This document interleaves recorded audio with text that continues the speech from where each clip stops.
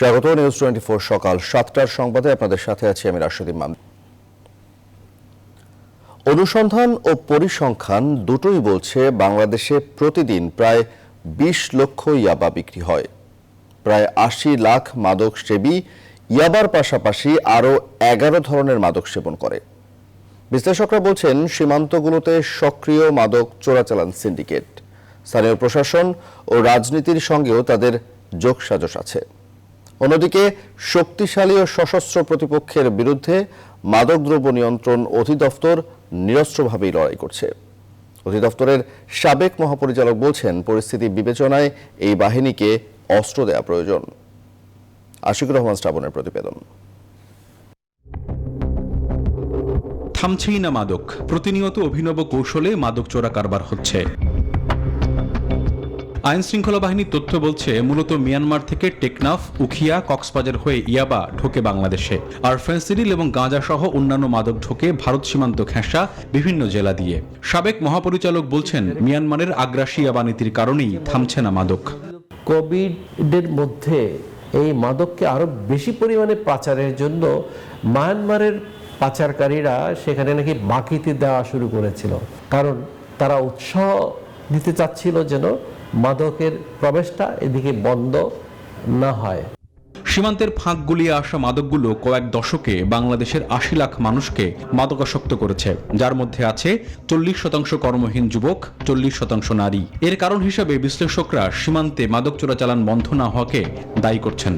Demand রয়েছে বলে কিন্তু এই ধরনের মাদকগুলো বাংলাদেশে আসছে, কারণ বাংলাদেশ একটা বড় উর্বর ভূমি হিসেবে এখন পরিচিত ইয়াবার জন্য। আর সীমান্তগুলো যদি ঠিকমতো প্রোটেক্টেড থাকে তাহলে হয়তো অনেকাংশেই এই বাইরের মাদকগুলো আমাদের দেশে ঢুকতে পারবে না। বলবো যে আমরা হার্ড অ্যাপ্রোচ নিয়েছি, কিন্তু তার ফলেও কিন্তু দেখা গেছে যারা হাই প্রোফাইল সিন্ডিকেটের অংশ, যারা গডফাদার, তাদেরকে কিন্তু এখন পর্যন্ত ধরা হয়নি।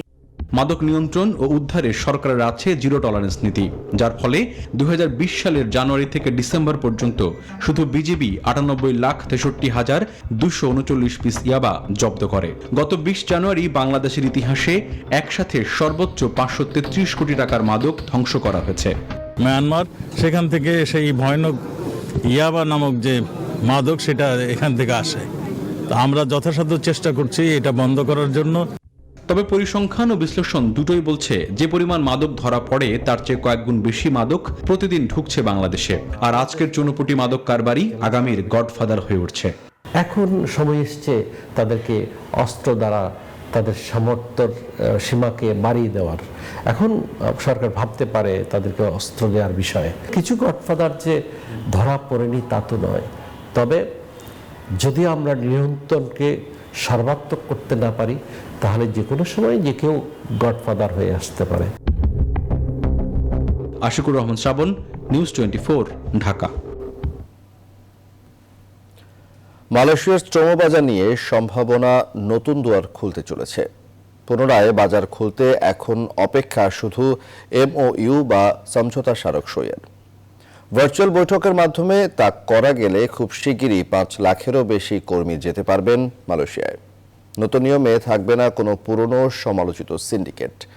দেশটিতে নিযুক্ত বাংলাদেশের হাই কমিশনার গোলাম সরোয়ার ও ঢাকার কয়েকটি রিক্রুটিং এজেন্সির সাথে কথা বলে রিপোর্ট করেছেন লাকমিনা জেসমিন সোমা।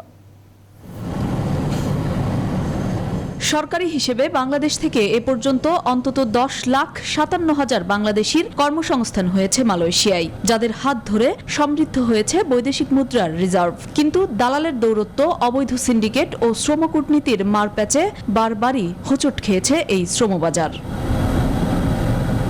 সর্বশেষ অবৈধ সিন্ডিকেটের কবলে পড়ে 2018 সালের সেপ্টেম্বর থেকে বাংলাদেশিদের জন্য বন্ধ হয়ে যায় মালয়েশিয়ার দুয়ার। তবে দেশটিতে বাংলাদেশিদের কাজের সুনাম ও চাহিদার পাশাপাশি সরকারের কূটনৈতিক প্রচেষ্টার ফলে আবারও সমঝোতায় আসতে চাচ্ছে দুই দেশ। নিউজ 24 এর কাছে সমঝোতা সইয়ের অগ্রগতি তুলে ধরেন দেশটিতে নিযুক্ত বাংলাদেশের হাই কমিশনার।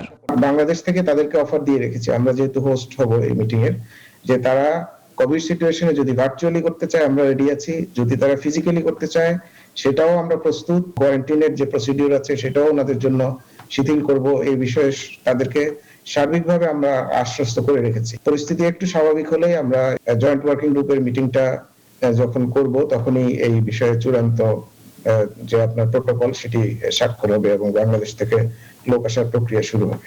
প্রবাসী কল্যাণ মন্ত্রণালয় সূত্র বলছে, সমঝোতা সই হলে নতুন নিয়ম অনুযায়ী আগের 10 কোম্পানির সিন্ডিকেট বাদ দিয়ে নতুন করে 25 থেকে 30টি কোম্পানিকে মালয়েশিয়ায় কর্মী পাঠানোর অনুমোদন দেওয়া হবে। আগের চেয়ে কমানো হবে অভিবাসন ব্যয়ও এবং দালাল কিংবা অন্য কোনো তৃতীয় পক্ষ থাকবে না পুরো প্রক্রিয়ায়। এই বছর যদি যে কোনো মূল্যে যদি আমরা সকল দেশের শ্রমবাজার খুলে দিতে পারি, অ্যাটলিস্ট 12 থেকে 15 লাখ টাকা 15 লক্ষ শ্রমিক পাঠানোর টার্গেট নিয়ে নামি, তাহলে গত বছরের যেই ডেফিসিয়েন্সিটা এটাই বছর আমরা কাভার করতে পারবো। তো সেই জন্য আমি মনে করি যে মালয়েশিয়ার জন্য সরকারের এফোর্টটা যেভাবে যাচ্ছে আমরাও খুশি, এটাকে আরো বেগবান করে খুব তাড়াতাড়ি বাজারটা খোলা দরকার। সংশ্লিষ্ট সূত্রগুলো বলছে, মালয়েশিয়ায় এই মুহূর্তে 5 লাখেরও বেশি কর্মীর চাহিদা রয়েছে। ফলে দেশটিতে চলমান অবৈধ কর্মীদের বৈধকরণ ও করোনা পরিস্থিতি স্বাভাবিক হলে বাজার খোলার পাশাপাশি দেশে আটকে পড়ারাও ফিরতে পারবেন। করে বাংলাদেশি শ্রমিকদের যে চাহিদা, তাদের যে সুনাম কাজের ক্ষেত্রে, সেটিকে বিবেচনা করলে আমরা বলতে পারি যে এখানে এখনো প্রচুর সংখ্যক লোকের কর্মসংস্থানের সুযোগ আছে। দেশে আটকে পড়াদের নিজ কোম্পানির সাথে যোগাযোগের মাধ্যমে মালয়েশিয়ায় ফেরার পরামর্শ দেন high commissioner. লাকমিনা jasmine Soma, news 24, Dhaka. এবারে চট্টগ্রাম সিটি নির্বাচনের খবর। চট্টগ্রাম সিটি কর্পোরেশন নির্বাচনে সেনা মোতায়েন করা হবে না, তবে র্যাব, পুলিশ ও বিজিবি সদস্যরা সতর্ক অবস্থানে থাকবে। রোববার দুপুরে চট্টগ্রাম সার্কিট হাউসে নির্বাচনে দায়িত্বপ্রাপ্ত কর্মকর্তা ও আইন শৃঙ্খলা রক্ষাকারী বাহিনীর সঙ্গে মতবিনিময় সভা শেষে একথা জানান প্রধান নির্বাচন কমিশনার KM নুরুল হুদা। এদিকে প্রচারণা শেষ হচ্ছে আজ, এজন্য শেষ সময়ের জোর প্রচারণা চালাচ্ছেন মেয়র ও কাউন্সিলর প্রার্থীরা। পুরোটা জানাচ্ছেন শেখ জায়েদ। নির্বাচনী প্রচারণায় জমজমাট 70 লাখ বাসিন্দার চট্টগ্রাম মহানগর। অলিগলিতে ভোটারদের দাঁড়ে দাঁড়িয়ে এখন প্রার্থীদের ছুটোছুটি, নানা প্রতিশ্রুতিতে চাইছেন ভোট। রোববার চেরাগি পাহাড় ও সরাইপাড়া এলাকায় জনসংযোগ ও মতবিনিময় সভা করেন আওয়ামী লীগের মেয়র প্রার্থী রেজাউল করিম। নৌকা প্রতীকে এই জন্যই ভোট দেবে, কারণ নৌকা প্রতীকে ভোট দিয়ে এই জনগণ স্বাধীনতা পেয়েছে। নির্বাচনী প্রচারণায় যোগ দেন ঢাকাই চলচ্চিত্রের অভিনেতা অভিনেত্রীরা। নগরের বিভিন্ন এলাকায় ভোটারদের কাছে নৌকার সমর্থন চান তারা।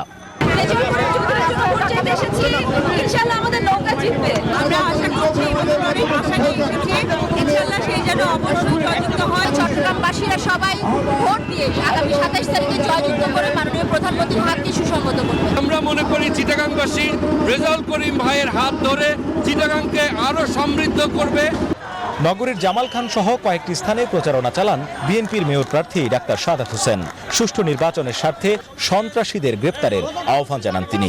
প্রত্যেকটা ওয়ার্ডে সন্ত্রাসীদেরকে গ্রেপ্তার করে আইনের আওতায় আনলে ভোটের ভীতিকর অবস্থা যেটা সৃষ্টি হয়েছে এখন, সেটা থেকে তারা মুক্তি পাবে, ভোটাররা ভোট সেন্টারে যাবে। এদিকে সার্কিট হাউসে নির্বাচনে দায়িত্বপ্রাপ্ত কর্মকর্তা ও আইন শৃঙ্খলা রক্ষাকারী বাহিনীর সঙ্গে মতবিনিময় সভা করেন সিইসি। নির্বাচনের পরিবেশ সুষ্ঠু রয়েছে বলে দাবি করেন তিনি। সেনাবাহিনী মোতায়েনের কোনো পরিকল্পনা আমাদের নেই এবং তার প্রয়োজনীয়তা আমরা অনুভব করি না। ইভিএম যেখানে নির্বাচন হবে সেখানে পুলিশ থাকবে, পুলিশ সদস্য থাকবে, সশস্ত্র পুলিশ পাহাড়ে থাকবে। 735টি ভোট কেন্দ্রের মধ্যে 410টিকে ঝুঁকিপূর্ণ হিসেবে চিহ্নিত করেছে নির্বাচন কমিশন। 27 জানুয়ারি সব শঙ্কার অবসান ঘটিয়ে উৎসব মুখর পরিবেশে নিজেদের পছন্দের প্রতিনিধি নির্বাচনের প্রত্যাশায় বন্দর নগরীর 20 লাখ ভোটার। শেখ জায়েদ, নিউজ 24, চট্টগ্রাম। এদিকে বহিরাগত সন্ত্রাসীদের জড়ো করে বিএনপি জামায়াত 27 জানুয়ারির চট্টগ্রাম সিটি কর্পোরেশন নির্বাচন বানচালের ষড়যন্ত্র করছে বলে অভিযোগ করেছেন আওয়ামী লীগের সাংগঠনিক সম্পাদক SM কামাল হোসেন। রোববার সন্ধ্যায় চট্টগ্রামের বহদ্দরহাটে আওয়ামী লীগের নির্বাচন পরিচালনা কমিটির এক সংবাদ সম্মেলনে তিনি এই কথা বলেন। বিকেলে নগরীর দক্ষিণ বাকলিয়ায় 19 নম্বর ওয়ার্ডে আওয়ামী লীগের নির্বাচনী ক্যাম্পে হামলা ও ভাঙচুরের ঘটনা ঘটে, আহত হন বেশ কয়েকজন। বিদ্রোহী প্রার্থী ও বিএনপি জামায়াতের সমর্থকরা একজোট হয়ে এই হামলা করেছে বলে দাবি কাউন্সিলর প্রার্থী নুরুল আলম মিয়ার। এদিকে হামলার অভিযোগ অস্বীকার করে বিএনপির স্থায়ী কমিটির সদস্য আমির খসরু মাহমুদ চৌধুরী বলেন, ভোট ডাকাতির জন্যই তাদের বিরুদ্ধে এমন অভিযোগ আনা হচ্ছে।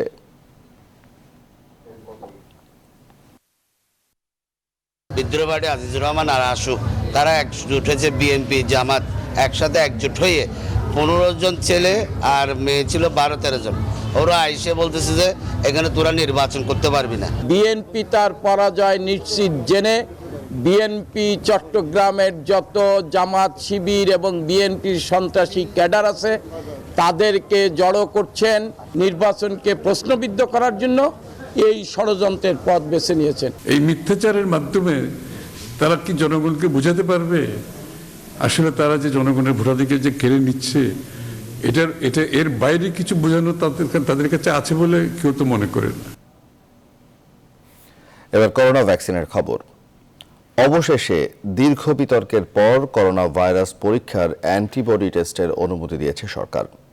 রোববার সচিবালয়ে স্বাস্থ্যমন্ত্রী জাহিদ মালেক এ তথ্য জানান। বলেন, টিকা কাউকে জোর করে দেয়া হবে না। আর সেরাম ইনস্টিটিউট থেকে কেনা 3 কোটি ডোজ টিকার প্রথম চালান 50 লাখ ডোজ আসছে আজ। এছাড়া আজই স্বাস্থ্য বিভাগের কাছে টিকা নিবন্ধনের অ্যাপ হস্তান্তর করবে আইসিটি বিভাগ। বিস্তারিত হাসান পারভেজের প্রতিবেদনে।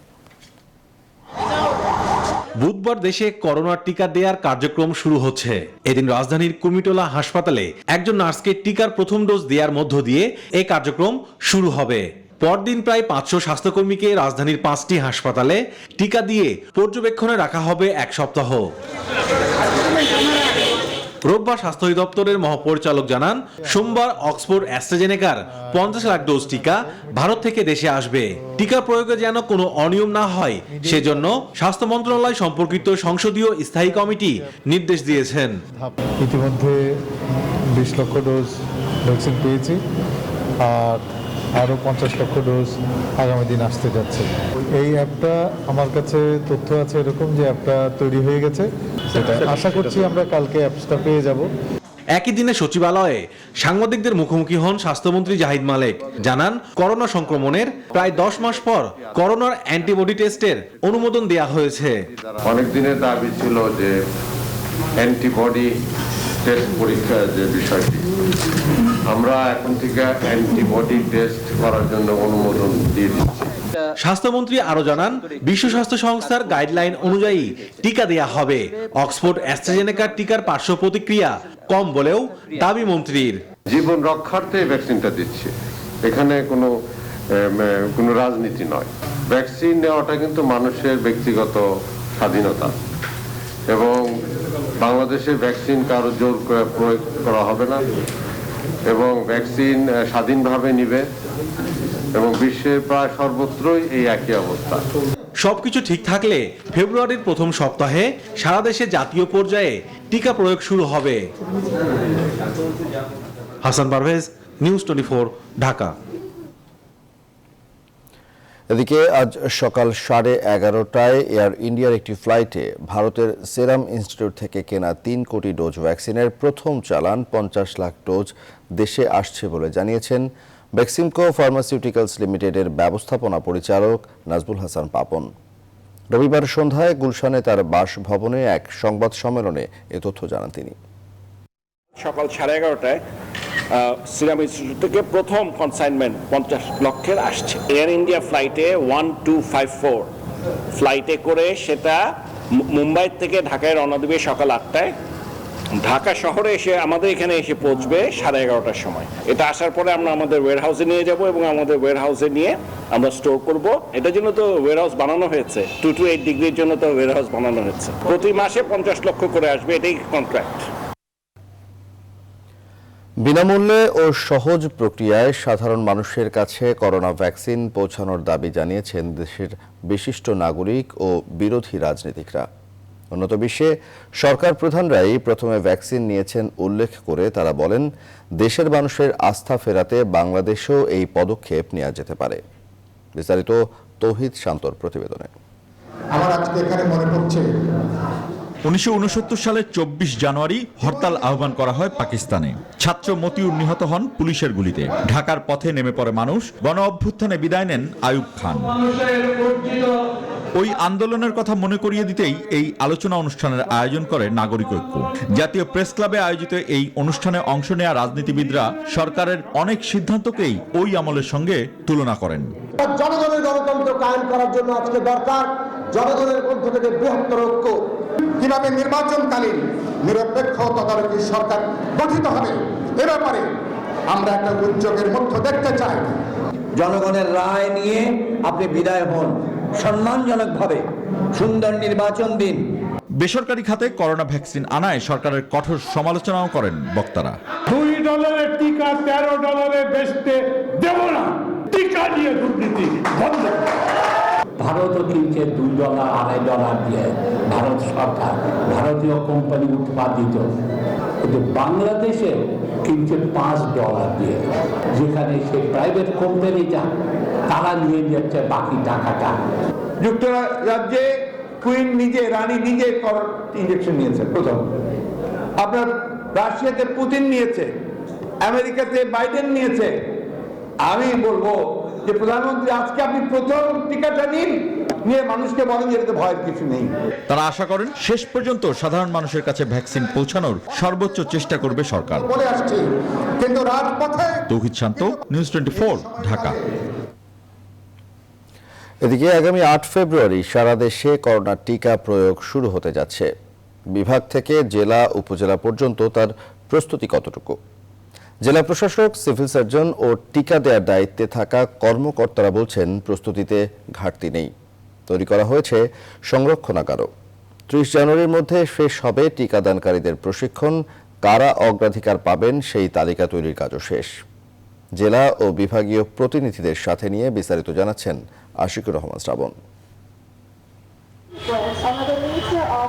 20 জানুয়ারি ভারত সরকারের উপহার 20 লাখ ডোজ টিকা দেশে এসে পৌঁছায়। বাংলাদেশের কিনে নেওয়া 3 কোটি ডোজের ভেতর 50 লাখ আসবে সোমবার। এই 70 লাখ টিকার ভেতর 60 লাখ টিকা দেওয়া হবে প্রথম মাসে, দ্বিতীয় মাসে দেওয়া হবে 50 লাখ, তৃতীয় মাসে দেওয়া হবে আবার 60 লাখ। প্রথম মাসে টিকা পাওয়াদের দ্বিতীয় ডোজ দেওয়া হবে তৃতীয় মাসে। আর এই হলো করোনা ভ্যাকসিন বিতরণ পরিকল্পনা। দেশের সবকটি বিভাগ এবং বিভিন্ন জেলা থেকে পাওয়া তথ্য বলছে তালিকা তৈরির কাজ এরই মধ্যে শেষ হয়েছে। প্রথম পর্যায়ের তালিকায় কারা থাকছেন? যাদেরকে ভ্যাকসিন দেবো তাদেরকে লিস্টেড করে ফেলছি। অগ্রাধিকার পাবে স্বাস্থ্যসেবা কর্মী, সরকারি এবং বেসরকারি, গণমাধ্যম কর্মী আছে যারা, আইন শৃঙ্খলা বাহিনীর, প্রশাসন, পুলিশ এবং বীর মুক্তিযোদ্ধা। এরপরে বয়োজ্যেষ্ঠ ব্যক্তিরা, বীর মুক্তিযোদ্ধা সহ যারা বয়স্ক, এরকম বিভিন্ন রেঞ্জ রয়েছে। আমরা ইতিমধ্যে সরকারের সেই নির্দেশনা অনুযায়ী তালিকা প্রণয়ন করছি। প্রশ্ন হলো, যারা ডিজিটাল পদ্ধতির সাথে অভ্যস্ত নন তারা কিভাবে তালিকায় নিজেদের যুক্ত করবেন, তারও ব্যবস্থা আছে। তারা তাদের আশেপাশে যে কোনো জায়গা থেকে তাদের যে কোনো একজন আত্মীয় বা যে কোনো একজনের মাধ্যমে কিন্তু তার নামটা এনআইডির মাধ্যমে অন্তর্ভুক্ত করতে পারবে।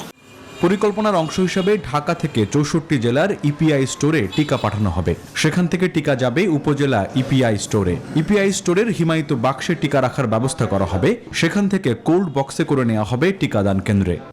WIC কে আমরা রেডি করে রেখেছি।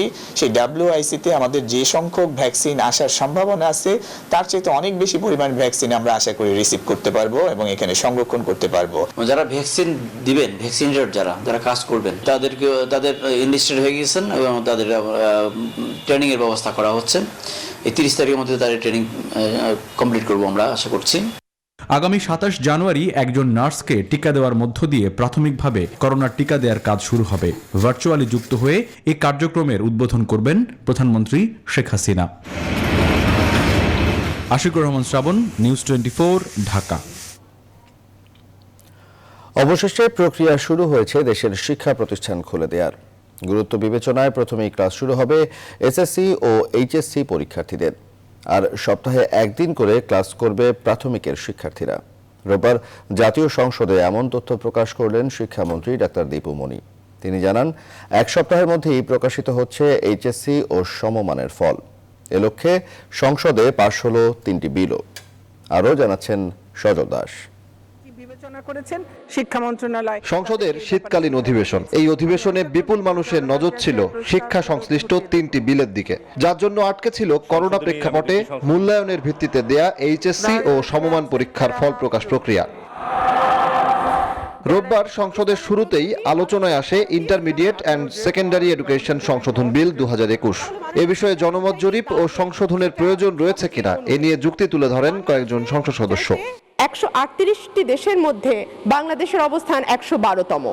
এই মানের অবস্থায় যদি আবার অটোপাস যুক্ত হয় তাহলে মাননীয় স্পিকার কোথায় গিয়ে দাঁড়াবে? সারা বাংলাদেশে তৎকালীন সময় সমস্ত কিছু লকডাউন করে দেওয়া হয়, পরবর্তীতে জুন মাস থেকে বিষয়গুলিকে আস্তে আস্তে স্বাভাবিক করে নিয়ে আসা হয়, কিন্তু শিক্ষা ব্যবস্থাকে স্বাভাবিক করার জন্য কোনো পদক্ষেপ দৃশ্যমান হয়নি। সব ক্ষমতা 18(1)-এ দিয়ে দেয়া আছে, নতুন করে আসলে কোনো আইনের কোনো প্রয়োজন আদৌ ছিল বলে আমার মনে হয় না। বিল পাস শেষে শিক্ষামন্ত্রী জানান এরপর গেজেট প্রকাশের মাধ্যমে শিগগিরই ঘোষণা করা হবে ফল। এখন অনেক কিছু বলা যায় যে তখন আমরা পরীক্ষা নিতে পারতাম, একবার নিজেরা ভেবে দেখুন কি অবস্থা ছিল। এই পরীক্ষা নিতে গিয়ে যদি আমরা এই সংক্রমণ সারা দেশে ছড়িয়ে দিতাম, সেটি কি কোনো দায়িত্বশীলতার পরিচায়ক হতো? যুক্তি উপস্থাপন, সংশোধন প্রস্তাব সহ একইভাবে পাশ হয় কারিগরি শিক্ষা বোর্ড সংশোধন বিল ও বাংলাদেশ মাদ্রাসা শিক্ষা বোর্ড সংশোধন বিল 2021। বাধা কাটে ফল প্রকাশের। আমাদের ফলাফল প্রকাশ করতে পারবো ইনশাআল্লাহ। এ সময় গত বছরের মার্চ থেকে বন্ধ থাকা শিক্ষা প্রতিষ্ঠান খুলে দেয়া প্রসঙ্গে কথা বলেন শিক্ষামন্ত্রী। অর্থাৎ স্বাস্থ্যবিধি মেনে ক্লাস খুলে দেবার জন্য যা যা প্রস্তুতি প্রয়োজন, সেই সমস্ত প্রস্তুতি শিক্ষা প্রতিষ্ঠানগুলো 4 ফেব্রুয়ারির মধ্যে নিয়ে নেবে। তাদের এসএসসি এবং এইচএসসি আছে 2021 সালের। আমি একটু আগেই বলেছি যে তাদের অ্যাভারেজ ভার্সন, একটা অ্যাভারেজ কারিকুলামের উপরে পরীক্ষা হবে। সেই ক্ষেত্রে তাদেরকে আমরা প্রতিদিন, শুধুমাত্র দশম এবং দ্বাদশ শ্রেণীর শিক্ষার্থীরা তারা প্রতিদিন ক্লাস করবেন, আর অন্যান্য যে ক্লাসগুলো তারা সপ্তাহে হয়তো এই প্রাথমিক পর্যায়ে একদিন করে আসবেন। নিরাপত্তা নিশ্চিত করে শিক্ষা প্রতিষ্ঠানগুলো খুলে দেওয়ার বিষয়ে আগামী 4 ফেব্রুয়ারির মধ্যে ব্যবস্থা নিতে ইতিমধ্যেই শিক্ষা প্রতিষ্ঠানকে নির্দেশনা দিয়েছে মন্ত্রণালয়। সপ্তাহে হয়তো এই প্রাথমিক পর্যায়ে। সজল দাস, নিউজ 24, ঢাকা। 2 দিন মতো সময়। নিউজ 24 সকালের সংবাদের সময় হলো বিরতির, আরো সংবাদ নিয়ে ফিরছি, সঙ্গে থাকুন।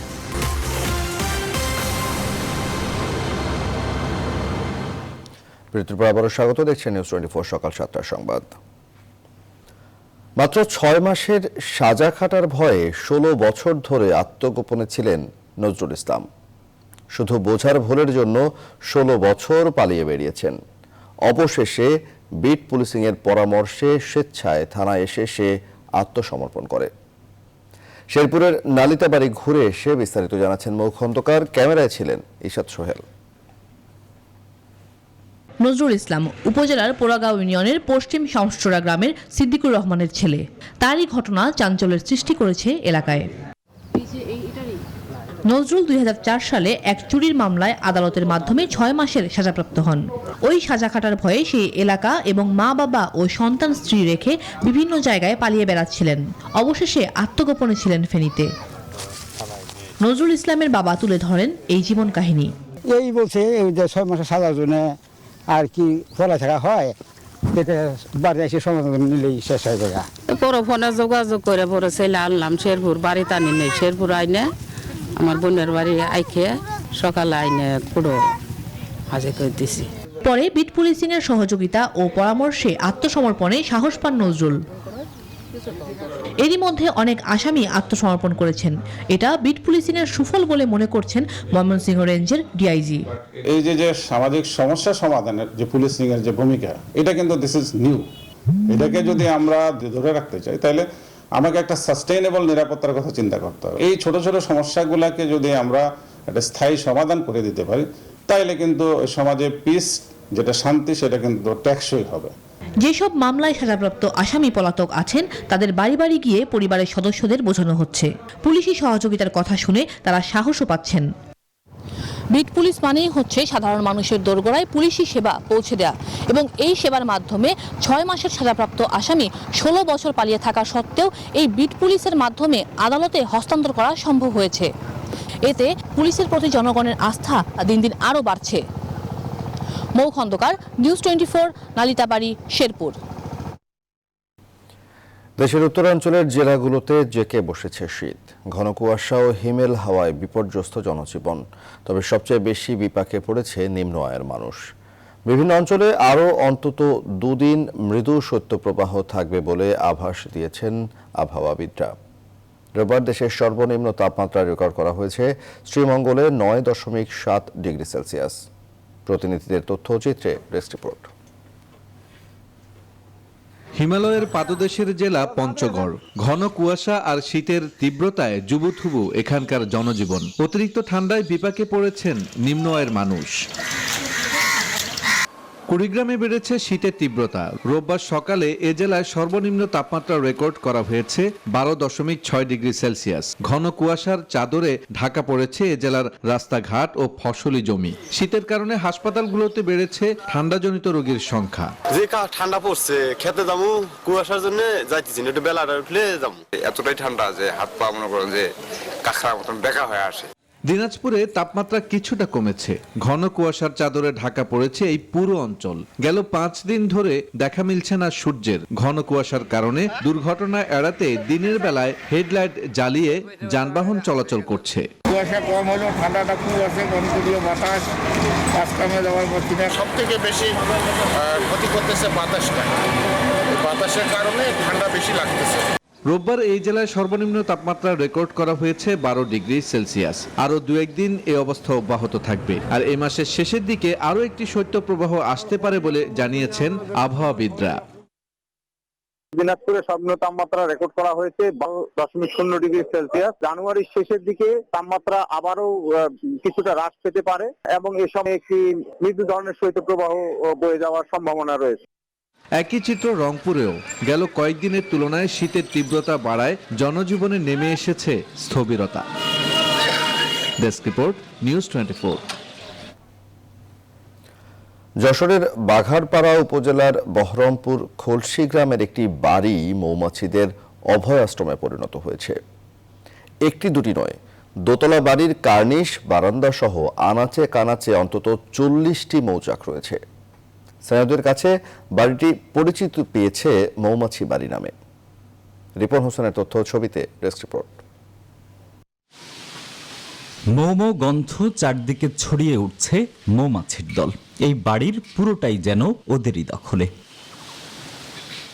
দোতলা ভবনের কার্নিশ, বারান্দা সহ আনাচে কানাচে দেখা মিলবে মৌমাছির চাক। বাঘারপাড়া উপজেলার বহরমপুর খোলসি গ্রামের আব্দুর রহমান তরফদারের বাড়িতে 40টিরও বেশি মৌচাক। গেল 12 বছর বাড়িটিতে এভাবেই বাসা বেঁধে আছে মৌমাছি। প্রথম দিকে 15 থেকে 20 কেজি, তারপরে অনেকটা বাড়ে আর কি, 50-60 কেজি মতো হয়ে যায়। মাসে 20 দিন অন্তর অন্তর কাটা পড়ে। স্থানীয়দের কাছে বাড়িটি এখন মৌমাছি বাড়ি নামেই পরিচিত। অনেকেই খাঁটি মধুর সন্ধানে আসেন এখানে। আমরা প্রত্যেক বছর দেখি এখানে প্রচুর পরিমাণে চাক আসে। এই মধু খুবই সুস্বাদু, এখানে সাশ্রয়ী মূল্যে এবং অতি সহজে একটা খাঁটি মধু পাই। 12 বছর ধরে শীত মৌসুমে মৌমাছি চাক বাঁধে, আর এটা তো আসলে অরিজিনাল মধু, এর স্বাদই অন্যরকম। এই এলাকার সরিষা আবাদের জন্য বিষয়টিকে ইতিবাচক হিসেবেই দেখছে কৃষি বিভাগ।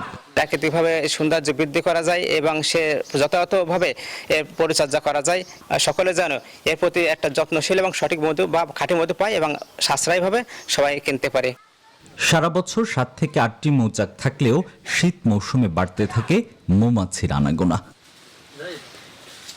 Desk report, news 24। এবারে ফায়ার সিকিউরিটি ইসলামী ব্যাংক অর্থ বাণিজ্যের সংবাদ।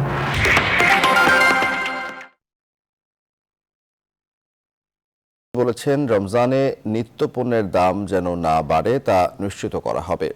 রবিবার সচিবালয়ের সংবাদ ব্রিফিংয়ে একথা বলেন তিনি। আন্তর্জাতিক বাজারে গেল 6 মাসে ভোজ্য তেলের দাম 75% বাড়লেও দেশের বাজারে এর দাম নিয়ন্ত্রণে টিসিবির মাধ্যমে তেল বিক্রির পরিমাণ বাড়ানোর সিদ্ধান্ত হয়েছে। একই সঙ্গে অন্যান্য নিত্যপণ্যের স্টকও বাড়ানো হবে 3 গুণ। বাণিজ্যমন্ত্রী বলেন, ব্যবসায়ী ও ভোক্তাদের মধ্যে ফরিয়াদের দৌরাত্ম্য কমাতে হবে। সকালের সংবাদের সময় হলো আরও একটি বিরতির, সঙ্গে থাকুন।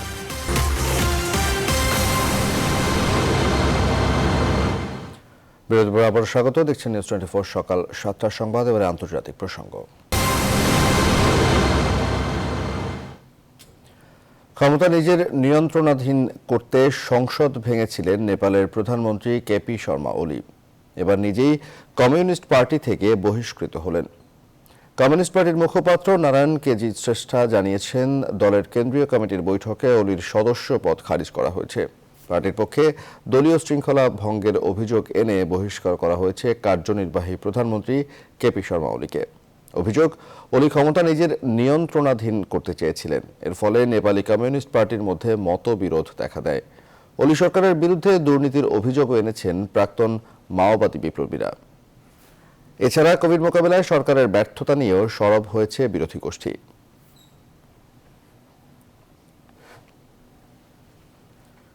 যুক্তরাষ্ট্রে করোনা পরিস্থিতি আরও খারাপের আশঙ্কায় শনিবার সব মার্কিন মেয়রের সাথে বৈঠক করেছেন প্রেসিডেন্ট জো বাইডেন। মহামারী মোকাবেলায় তার পরিকল্পনা বাস্তবায়নে আহ্বান জানিয়েছেন। এদিকে চীনা টিকার পর এবার জনসাধারণের দেহে শনিবার থেকে ভারতের পাঠানো অ্যাস্ট্রাজেনেকা ভ্যাকসিনের প্রয়োগ শুরু করেছে ব্রাজিল। 24 ঘন্টায় বিশ্বে করোনায় মৃত্যু হয়েছে 13,848 জনের। এ নিয়ে বিশ্বজুড়ে প্রাণহানি ছাড়ালো 21,30,000। মোট সংক্রমণ হয়েছে 9,93,00,000 বেশি মানুষ। নিবির আমিনের ডেস্ক রিপোর্ট। এখনো কোনো উন্নতি হয়নি মার্কিন করোনা পরিস্থিতির। 24 ঘন্টায় আরও 1,72,000-এর বেশি সংক্রমণ ও 3,400 শতাধিক মৃত্যু হয়েছে যুক্তরাষ্ট্রে। মহামারী মোকাবেলায় মরিয়া হয়ে উঠেছেন প্রেসিডেন্ট জো বাইডেন। কোভিড-19 সংক্রান্ত নিজের পরিকল্পনাগুলো নিয়ে শনিবার বৈঠক করেছেন মার্কিন মেয়রদের সাথে। প্রত্যেক মার্কিনীদের আগামী 100 দিন কঠোরভাবে করোনা বিধিনিষেধ মেনে চলার বিষয়টি নিশ্চিত করাতে মেয়রদের প্রতি আহ্বান জানান তিনি। আমাদের সকলকে এক হয়ে কাজ করতে হবে। আগামী এপ্রিল পর্যন্ত 100 দিন মাস্ক পরতে হবে সবাইকে। এতে করে আমরা 50,000-এরও বেশি মানুষের জীবন বাঁচাতে পারব। প্রথম 100 দিনে 10 কোটি লোককে টিকা প্রদানের লক্ষ্যমাত্রা নির্ধারণ করেছি আমরা।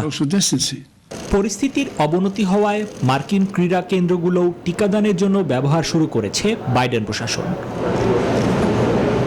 গেল সোমবার থেকেই চীনের তৈরি সিনোভ্যাক দিয়ে টিকাদান শুরু করেছে ব্রাজিল। আর শনিবার থেকেই দেশটিতে ভারতের পাঠানো অক্সফোর্ডের টিকাদান শুরু হয়েছে। নয়াদিল্লির কাছে বিশেষ অনুরোধ করে 20 লাখ অক্সফোর্ডের ভ্যাকসিন নিয়ে এসেছে ব্রাজিল প্রশাসন। ফাইজারের পর এবার দ্বিতীয় করোনা টিকা হিসেবে চীনের সিনোফার্মের ভ্যাকসিনকে জরুরি ব্যবহারের অনুমোদন দিয়েছে ইরাক। ভ্যাকসিন গ্রহণের জন্য সব প্রস্তুতির তথ্য নিশ্চিত করেছে দেশটির স্বাস্থ্য মন্ত্রণালয়। নিবির আমিন, নিউজ 24। জলবায়ু পরিবর্তন মোকাবেলায় শিগগিরই এই সংক্রান্ত নীতিমালা প্রণয়ন করতে যাচ্ছে বাইডেন সরকার। শনিবার এই তথ্য জানান দেশটির জাতীয় জলবায়ু উপদেষ্টা জিনা ম্যাকার্থি। বলেন, মহামারীর মতো এই সংকট মোকাবেলাও নতুন সরকারের কাছে বড় চ্যালেঞ্জ। এছাড়াও মধ্যপ্রাচ্য নীতি নিয়েও বাইডেনের সামনে রয়েছে অগ্নি পরীক্ষা। আসমাতুলের ডেস্ক রিপোর্ট। বাড়ছে কার্বন নিঃসরণের পরিমাণ, সেই সঙ্গে বাড়ছে পৃথিবীর তাপমাত্রা। জলবায়ু পরিবর্তনের এসব সমীকরণ এখন আর নতুন কিছু নয়। তবে আশার কথা, পরিবেশ রক্ষায় বিশ্ব নেতাদের উদ্যোগী ভূমিকা, যেখানে ব্যতিক্রম ছিলেন সাবেক মার্কিন প্রেসিডেন্ট ডোনাল্ড ট্রাম্প। খরচ কমানোর অজুহাতে প্যারিস জলবায়ু চুক্তি থেকে তিনি যুক্তরাষ্ট্রকে সরিয়ে এনেছিলেন। যদিও বাইডেন মসনদে বসেই যুক্তরাষ্ট্রকে প্যারিস চুক্তিতে ফিরিয়ে নেওয়ার নির্বাহী আদেশে স্বাক্ষর করেন। তবে সেখানে কিছু নীতিমালা পরিবর্তনের কথা জানান বাইডেন প্রশাসনের জলবায়ু উপদেষ্টা। আমরা এরই মধ্যে বেশ কিছু পরিবর্তন চেয়ে বার্তা পাঠিয়েছি। আশা করছি শিগগিরই এর জবাব পাবো। তখন সে অনুযায়ী আমরা আমাদের নীতিমালা ঘোষণা করব। বিশ্লেষকদের মতে বাইডেনের অগ্নি পরীক্ষার কঠিন প্রশ্নগুলো আসবে মধ্যপ্রাচ্য থেকে। ধারণা করা হচ্ছে যুক্তরাষ্ট্রের নতুন প্রশাসনের বিদেশ নীতির ফাইলে প্রথমেই রয়েছে ইরান। কারণ 2015 সালে ইরানকে পারমাণবিক অস্ত্র তৈরি থেকে বিরত রাখতে সমঝোতা করেছিল ওবামা সরকার। তবে ট্রাম্প তা থেকে যুক্তরাষ্ট্রকে সরিয়ে এনে ইরানের উপর নিষেধাজ্ঞা দেন। বাড়ে ওয়াশিংটন তেহরানের মধ্যে বৈরিতা। মধ্যপ্রাচ্য নিয়ে চ্যালেঞ্জ আরও আছে, কারণ ট্রাম্প প্রশাসনের নীতি ছিল সৌদি আরবের প্রতি অগাধ আনুগত্য। সেই নীতির পথ ধরেই ইসরায়েল এবং উপসাগরীয় আরব দেশগুলোর মধ্যে তৈরি হয় নতুন একজোট। এগুলো বাইডেন সরকার কিভাবে মোকাবেলা করবেন তা নিয়ে চলছে বিশ্লেষকদের চুলচেরা বিশ্লেষণ। আসমাতুলি, নিউজ 24। সকালের সংবাদের সময় হলো আরও একটি বিরতির। আরও সংবাদ নিয়ে ফিরছি।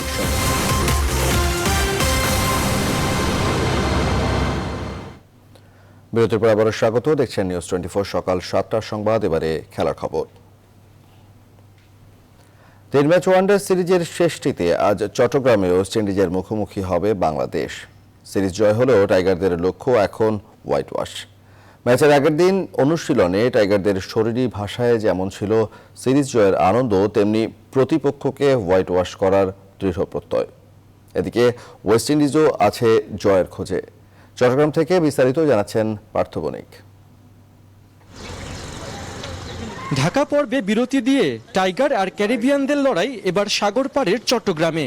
টানা 2 ম্যাচে ওয়েস্ট ইন্ডিজকে হারানোর পর এখন একটা সুখের সমাপ্তির অপেক্ষা। সেই লক্ষ্যে ম্যাচের আগের দিন অনুশীলনে মগ্ন ডোমিঙ্গোর দল। পরিসংখ্যান বলছে চট্টগ্রামের এই ভেন্যু বাংলাদেশের জন্য বেশ পয়মন্ত। মীমাংসা হওয়া 19 ম্যাচের 12টিতেই জয় লাল সবুজদের, যেখানে সেরা বোলার সাকিব, সেরা ব্যাটসম্যান তামিম। ম্যাচের আগের দিন বাংলাদেশ অধিনায়কও জানিয়েছেন সাফল্যের ধারাবাহিকতা ধরে রাখাই লক্ষ্য। We have won the series, but there's another 10 points up for grab. We know that probably West Indies didn't have a great the first 2 games, but they're a dangerous side. They can come back anytime. সিরিজের শেষ match বিবেচনায় স্কোয়াডে পরিবর্তন আসবে কিনা তেমন আভাস মেলেনি। তবে অনুশীলন দেখে বোঝা গেল প্রস্তুতি নিয়ে রেখেছেন তাসকিন শরীফুলরা, আর হাসান মাহমুদও বদ্ধপরিকর নিজের ছন্দ ধরে রাখতে। ইন্টারন্যাশনাল লেভেলে খেলতে হলে ওরকমই মানসিক স্ট্রেংথ দরকার, যেরকম লাগবে আর কি। সো অবশ্যই চেষ্টা থাকবে ইন্টারন্যাশনাল হোক, ঘরোয়া লিগ হোক, লাইনের লেন্থের সাথে কখনো কম্প্রোমাইজ করা যাবে না। এদিকে ওয়েস্ট ইন্ডিজের জন্য সময়টা বেশ কঠিন। অনুশীলনে ক্যারিবিয়ানদের শারীরিক ভাষায় যা স্পষ্ট, পরাজয়ের বিষণ্ণতা ভালো মতোই ছুঁয়ে গেছে গোটা দলকে। তারপরেও 2 ম্যাচে 7 অভিষিক্তকে নিয়েই ঘুরে দাঁড়াতে মরিয়া কোচ ফিল সিমন্স। চট্টগ্রামের জহুর আহমেদ চৌধুরী স্টেডিয়ামে এর আগে একবারই ওয়েস্ট ইন্ডিজের বিপক্ষে খেলার সুযোগ হয়েছিল বাংলাদেশের, সেটা 2011-তে। 8 উইকেটে সে বড় জয়ে ক্যারিবীয়দের 61 রানে অল আউট করেছিল টাইগাররা। সাকিব পেয়েছিলেন 4 উইকেটে দেখা। বরাবরের মতো টাইগারদের লাকিয়ে ভেন্যু আবারও প্রস্তুত একটি পরিপূর্ণ সিরিজ জয় দেখতে। চট্টগ্রামের জহুর আহমেদ চৌধুরী স্টেডিয়াম থেকে পার্থ বণিক, নিউজ 24। পেশাদার লীগ ফুটবলে 1-1 গোলে ড্র হয়েছে মোহামেডান শেখ রাসেলের মধ্যকার ম্যাচ। এই ড্রয়ের ফলে 3 ম্যাচে 7 পয়েন্ট নিয়ে টেবিলের 3 নম্বরে শেখ রাসেল ক্রীড়া চক্র, আর সমান ম্যাচে 4 পয়েন্ট নিয়ে টেবিলের 6 নম্বরে মোহামেডান স্পোর্টিং ক্লাব। বিস্তারিত মাহফুজুল ইসলামের রিপোর্টে।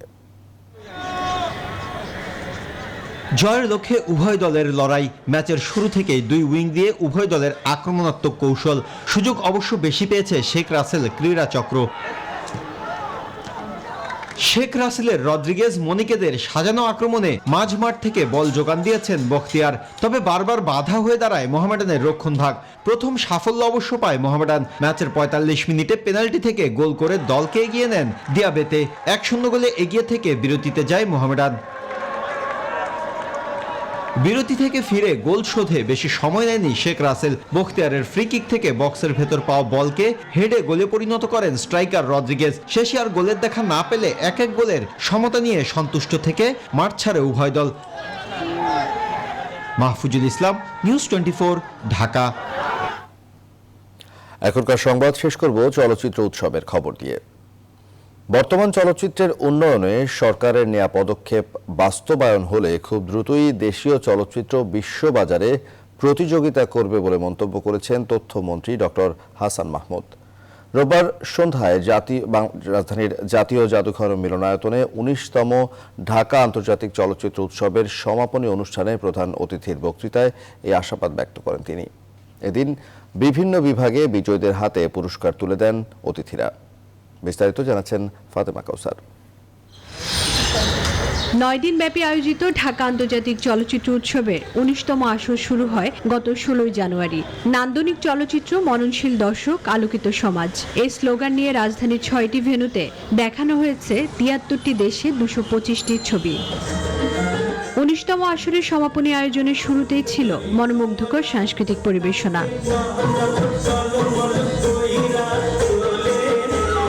উৎসবের শেষ দিনে বিভিন্ন বিভাগে বিজয়ীদের হাতে পুরস্কার তুলে দেওয়া হয়। তবে এবছর করোনা বাস্তবতায় উপস্থিত ছিলেন না কোনো বিদেশি অতিথি। এদিন সেরা চলচ্চিত্রের পুরস্কার জিতে নেয় কিরগিজস্তানের রোড টু এডেন এবং দর্শকপ্রিয় চলচ্চিত্র হিসেবে বাংলাদেশের গণ্ডি পুরস্কৃত হয়। এছাড়া বাংলাদেশ প্যানোরামায় সেরা ছবি নির্বাচিত হয় 49 বাতাস। অডিয়েন্সের কাছ থেকে ভালোবাসা পাওয়াটা যে কোনো পরিচালকই চায়। আমরা আশা করতে পারি যে দেশের মাটি থেকে আমাদের আন্তর্জাতিক অঙ্গনে পথ চলা ৪৯ বাতাসের জন্য শুরু হলো, আরও বেশি অনুপ্রাণিত করলো ভালো কাজের জন্য। উৎসবের সমাপনী ঘোষণা করে তথ্যমন্ত্রী ডক্টর হাসান মাহমুদ বলেন, জাতির পিতা বঙ্গবন্ধুর হাত ধরে প্রতিষ্ঠিত বাংলাদেশের চলচ্চিত্র শিল্প শুধু তার স্বর্ণালী যুগেই ফিরে যাবে না, অচিরেই তা বিশ্ববাজারে প্রতিযোগিতা করবে। যে সমস্ত সিনেমা হল বন্ধ হয়ে গেছে সেগুলোকে চালু করা, চালু সিনেমা হলগুলোর আধুনিকায়ন করা এবং জেলা উপজেলা পর্যায়ে নতুন নতুন সিনেমা হল নির্মাণের জন্য ১,০০০ কোটি টাকার একটি বিশেষ তহবিল গঠন করা হচ্ছে। এদিকে উৎসব পরিচালক জানান, আগামী বছর ২০তম আসর শুরু হবে ১৫ জানুয়ারি। হয়তো আরো ভালো করা যেতে পারতো, সবসময় আমাদের আসলে কখনই আমরা স্যাটিসফাইড হই না। যাই হোক, হয়তো চেষ্টা করবো ভবিষ্যতে আরো ভালো করার জন্য। হাজার বছরের শ্রেষ্ঠ বাঙালি সিনেমা প্রদর্শনীর মাধ্যমে শেষ হয় রেইনবো চলচ্চিত্র সংসদ আয়োজিত ঢাকা আন্তর্জাতিক চলচ্চিত্র উৎসবের ১৯তম আসর। ফাতেমা কাউসার, নিউজ 24, ঢাকা। দর্শক, এই ছিল নিউজ 24 সকাল ৭টার সংবাদের আয়োজন। পুরো সময় সাথে থাকায় ধন্যবাদ সবাইকে।